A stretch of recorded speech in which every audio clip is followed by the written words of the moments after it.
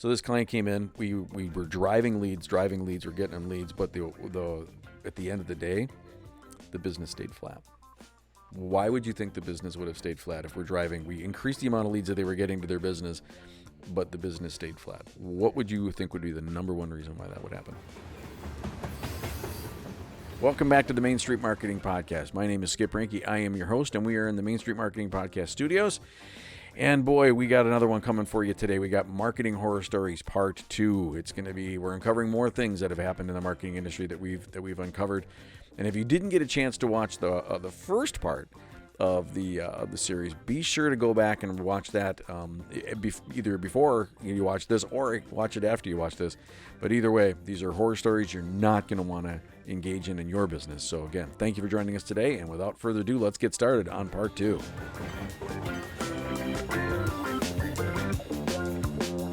We have a not-for-profit that was working with us, and 2 days before the event, the person that was supposed to be choosing or making their signs dropped out. Okay, that brings up an interesting point because I've worked with nonprofits. I've been involved with various myself. Mm-hmm. And, that is one of the things that I've found is with your nonprofits, there's continuity of this position is supposed to continue to do this, but when you get that new person in the position, they may drop the ball. They may be more, have a different way to do it. So a lot of stuff gets lost in the shuffle. Always. It's like, Barb always took care of that. And, Barb's gone rest now. In peace, Barb. Yeah, right. That happens all the time. And that happens in not-for-profits, but it also happens in organizations. Oh, sure. Absolutely. And so it's just one of the things. Now, fortunately, we were able to step in, redesign the sign. Nate did an amazing job redesigning the sign. Excellent. And he he's just did a phenomenal job. And he did it in such a short amount of time. It was just awesome. And they were to get their signs for the event. But the thing about it is that this comes back to another element of the research. You talk about when you do research with other organizations, you have to talk with them and ask what their turnaround time is. Oh, sure. And when they have to get it. And people will sit there and they'll say, yeah, we can get it done for you. But they don't do the research. Say, well, what is the drop dead date? Get dates, get times, get production times. Because if you don't get that, you are going to be having a very bad day. Well, and you don't want something completed. Oh, goodness. Yeah, by the way, I need that by Tuesday. Oh, well, if you would have said that, we would have worked on it earlier. So you can get it done, but maybe it isn't quite as polished as you would like it to. And that's when mistakes happen. Yeah, absolutely. And that may be going back to the postcard one. That may be how that mistake happened. Like, oh, goodness, we got to get this to the printer. We left that off. Yeah. And we've had it. I mean, we're human. We've made mistakes. We've had it happen before, but we were able to catch it. Where you say that, it's interesting you brought that up, because if somebody just does something over and over and over again, and they've always used this card over and over and over again, he could have done $80,000 worth of postcards over 2 years and never even had it on there. Absolutely. So just always revisiting your work is always a good thing to do. Another horror story we had is how you're listed. Trust but verify. Trust. My mom always used that. Oh yeah, but that's a good point. Oh, you're staying over at Joe's house? Trusted. She doesn't call every time, but like every third time. Oh, is DJ kept you honest? Yeah. Well, no, I haven't seen the boys all night. Oh, really? Okay. Thank you. My dad was so good at that. Or he would just show up. Yeah. Oh, sure. He'd just pop in. Hey, you forgot your shoes. Yeah. I didn't need the shoes. I'm wearing shoes, Dad. But you needed this pair. Right, exactly. Yeah, those are your good ones. Let me grab those from you. Those are your church shoes for tomorrow. Right.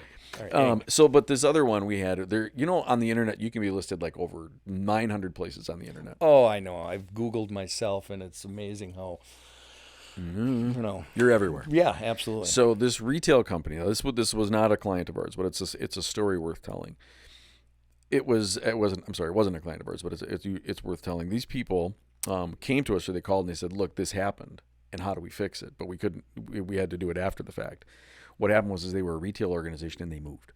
Okay. And they wanted to do a last minute grand opening. So they sent out all these different emails and things like that, but they didn't, on the emails they sent out, they had put on the new location, where they moved to. But people are creatures of habit. So they have these phones and they clip them into their cars and they go and they search for where the location is or wherever the case may be. And people were coming from afar, and they said, find ABC company in this town. Sure. And they searched it, but because they didn't go online and change all of their listings, everybody went to the old location. So their grand opening, which they spent all this money on to have all these people come in and have this big open house, everybody started going to the wrong location. Oh, no, it turned out to be a tailgate party at the old location. Right, eh? Oh, right. Goodness. So when they were... That's unfortunate. Yeah, so they're here, let's say they're going to look at ABC Seamstress, and all of a sudden they wind up at Bob's Barbecue. They're like, okay, now what do we do? And if people are frustrated, they may not try to look up the other place to go to it. A lot of people are going to instantly go, well, they should have let us know that. Right, and they probably already did, but they didn't pay attention. That's right. It was probably in a flyer, but people pay attention to stuff at the last minute. You can send out a notification repeatedly, and then when it comes to the actual time, it's like, oh, we're late. Where are we supposed to go? What time is that? Put the location in the car. Yeah. And it's wrong. Yeah. And Kathy and I had that happen when we were up in Door County. Sure. We wanted to go to this specific this candy store that she likes to go to, and she put it in, but they had moved. It wasn't far; it was around the block. We were able to find it, but when you put it in, it was at the old location. Okay. It was like, and my daughter was like, "Well, wait a minute, that was right here." And they said, "Well, no." But now, thankfully, they had the sign that says "We've moved to" on the door, so you could find it. But if you didn't, right, they're out of business, and and we spent a ton of money at that store. And if it's in close proximity, okay, probably not a huge issue. But let's say you're on the other side of the peninsula, right? And a lot of people are going to go, I'm not driving over there, right? And it's only a 20-minute drive, right? But maybe people are weird. Yeah. I mean, we are creatures of habit. Okay, so we wanna have access to the places we're used to, but the moment there's some sort of a miscommunication nowadays, it seems like people will go in a different direction. I spent a lot of money at that store. Oh yeah, the candy store. I mean, I've spent a few dollars at the candy store myself. I must have dropped. I mean, between the toffee and all the other stuff that we went there, I mean, we dropped easily $100. Oh, it's not hard to do. No, it really isn't. And it was all really good. Yeah. Oh, yeah. So I'm glad. I love Door County. I'm glad they put the sign on the door. Because otherwise I wouldn't have got that. Right. But, again, to head off some sort of, if you are a grand opening that's a big kind deal. of a big deal, especially if you're taking the time to spend money to bring your old clients along into the fold. I mean, that's an important deal. So when you miss the mark on something like that, that's big. And some people, you only get one of those. You really do. And that's the other thing about when we moved across the parking lot from here. We were next door, and when we moved into this building, we moved across the parking lot. And so you have to go out and you have to change your online listing reports. Sure.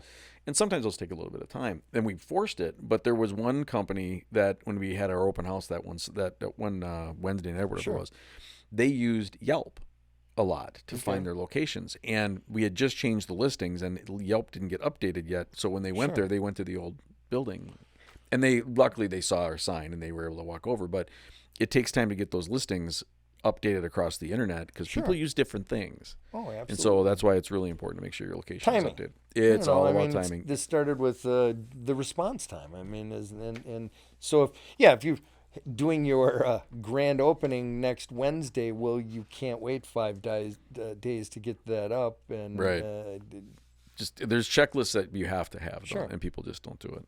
So the last one we're going to talk about is, and this happens all the time. The client came, they had requested, they wanted to get more leads, like every business wants to get more leads, right? And so you pay good money for those. Well, right, and there's everybody has to, you equate what you do with a cost per lead. So this client came in. We were driving leads. We're getting them leads. But at the end of the day, the business stayed flat. Why would you think the business would have stayed flat if we're driving? We increased the amount of leads that they were getting to their business, but the business stayed flat. What would you think would be the number one reason why that would happen? Well, is it possible that those leads were already his clients? One, possible, but the other one was bad service. Okay, so it was a declining service, and you managed to pull him a few more guppies into the boat, but there's no guarantee that they're going to exist. Right. Keep going. The service was just not. With the customer service was horrible. Okay. So he didn't temper it for long term. It was just like he wanted that, and so he just needed new. Yep. Give me the leads. We'll see what we can do. We'll get as many of them we can. And so if he would have fixed the service model inside of his interior team, his conversion rate on the leads that we were driving to him could have been 30, 40, 50% higher. And so I guess the moral of the story with anybody is that customer service matters. Absolutely, it matters. That is probably one of the biggest compliments, or the most frequent compliment, I guess, is we have a small office, and it's we're all family, and people compliment me all the time on how well they're treated. When when people come in with an issue, we don't, nobody rolls their eyes and okay, and right. No, we sit them down, and so customer service, it makes them feel like it matters, and it should. Because that's what people want. And they come back. Absolutely. That is one of the reasons that, we've been around for 75 plus years. Mm-hmm. And we have multiple generations. I mean, I think in some cases we're on like our fourth generation, because we did great grandma and grandpa and mom, and now we're doing the kids and the kids' kids. And that's awesome. Yeah, it is. And it's not by accident. It's because the customer service is what matters. And we take care of our customers. And I would rather, going back to your story, put more time into that customer service and maintain than having to continuously pander for new clients just to maintain the status quo. Because if you want to grow your business, you have to maintain and then add to it. It sounded like that guy was just basically, he was staying the same, but he was working really hard. He's pedaling that bike in first gear the whole way. And he never really got out of that spot. No. So that's when we talk to people about, they say, well, I need more leads. Sure. We say, okay, we can drive more traffic, excuse me, to get you more leads. Can you service them? Yeah. Can you handle them? Because every single one of those, I have a $100 bill, not a real one, but I do have one, but I have a $100 bill. I've seen one of those. I don't see it often. No. But I have one in my portfolio, and I said, I didn't say I had the $100. I've seen them. Other people. Oh yeah, but I have one. It's a fake one. Okay. And I'll put the analogy. I'll say, now this is a $100 bill. Every lead we send you is going to be this amount of money, or whatever it's going to be. Are you sure you can handle it? Because if you're going to drive people to the site and they're not going to get good customer service, and I take it and I rip it up. Oh. You might as well just rip it up, because you're not going to do anything with it. It's not going to that 100's not going to become 300, 500, 5,000, whatever it's going to be. If you can't service it, don't spend it. I would say that's a solid philosophy.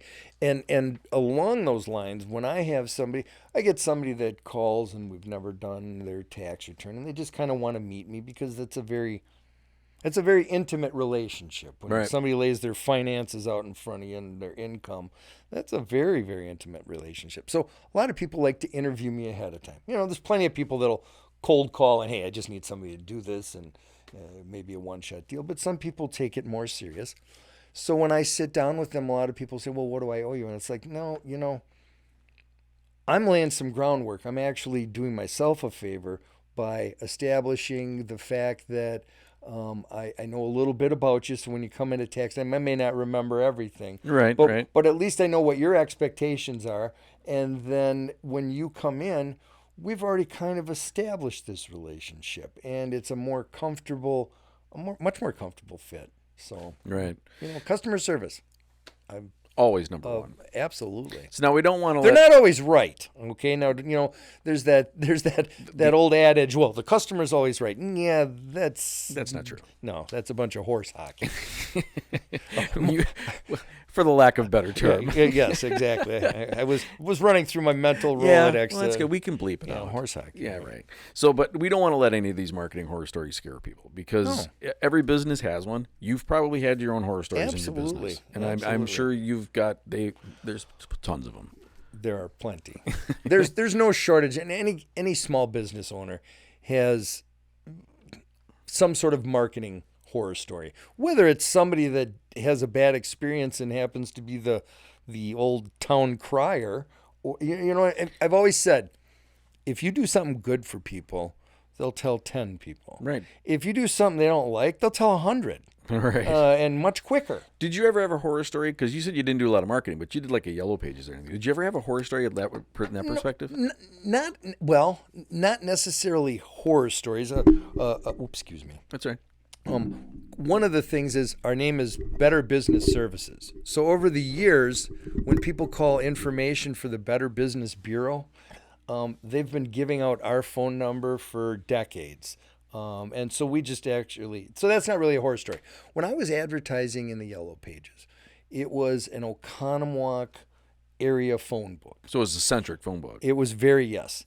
And it was a very expensive thing, because once you commit, it's like, well, okay, you're going to be paying the $600 a month, and if you don't like it, if there's no response, well, you're locked until next year.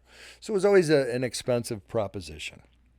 But then what happened is as the phone book has kind of gone by the wayside, it became not just the Oconomowoc. Then it was the Waukesha and no offense, North Prairie and all. And so what was happening was my listing, which was more prominent, it not only became more expensive, but it also slipped into a secondary position. And suddenly I was getting calls from people in Waukesha, and it's like, oh, you're in Oconomowoc? Well, we don't want to drive. So it was kind of I was getting way less bang for my buck. No. That's about as horrifying as it gets. But again, other than the ongoing, we're not the Better Business Bureau. And sometimes it's funny because people will call and we answer, we call ourselves BBS and Associates, and they will start in with their complaint. And if you try to, excuse me, sir, I'm just going to, you need to listen to my, listen for a few minutes. And, ma'am, you're looking for the Better Business Bureau, and the phone number is, and, oh, I'm so sorry. So start over. Yeah. Exactly. All right. Well, thanks for sharing that, because that's, but even it's not a horror story, but it was money that you spent that wasn't being utilized the way it should have been. It really wasn't. And it's one of those things that, we've talked about this is the way we've always done it. At some point, I had to look at it and say, yeah, that is, but that's not the way we do it anymore. Right. So now we don't have that prominent. There's still some people that try to go that route. Oh, absolutely. Believe me. And I don't get as many solicitations for that kind of thing, but there's still a few. Yeah. All right. Well, awesome. Thank you for sharing that. Absolutely. Now at Paragon, we know that everybody's going to have a horror story. We know that they're going to have it, but that's why we're here. So if you ever have any questions, you have something that's going on that doesn't make any sense, give us a call. Visit our website at paragonmarketinggroup.com. Our phone numbers are, our emails are there. Feel free to give us a call and we'll help you walk through. So you don't get these horror stories. We can save you from it. So again, thank you for visiting us today. Absolutely. Appreciate it. It's been a pleasure, and I hope to be invited back. Oh, we will. This is a lot of fun. Very good. And I must say, Paragon Marketing is a very family-oriented, there's a feeling of comfort as soon as you walk in the door. Appreciate it. That's what we aim for. Absolutely. And so it's been a pleasure to be part of all this. Wow, there's a lot of horror stories that can happen in the marketing industry, and that's why we talk about them here at the Main Street Marketing Studio, because we want to make sure that you don't experience them. And if you didn't get a chance to listen to part 1, please be sure to go back and watch that, because there was a lot of stories in there that we want you to avoid as a business owner. And speaking of podcasts, next month we're going to be talking about the resurgence of direct mail marketing. Rob Kriegoff is going to be sitting in the chair, and we're going to be talking a little bit about how that's really been helping some local businesses. Again, I'm Skip Ranke, the host of the Main Street Marketing Podcast from the Main Street Marketing Podcast Studios, wishing you many, many successes.